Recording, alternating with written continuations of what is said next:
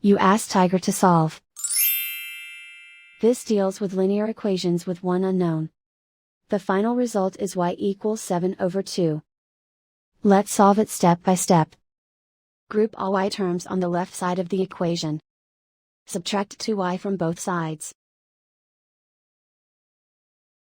Group like terms. Simplify the arithmetic.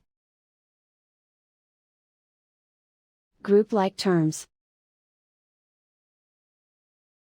Simplify the arithmetic.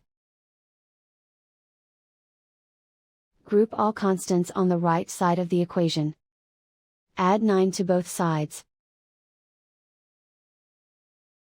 Simplify the arithmetic.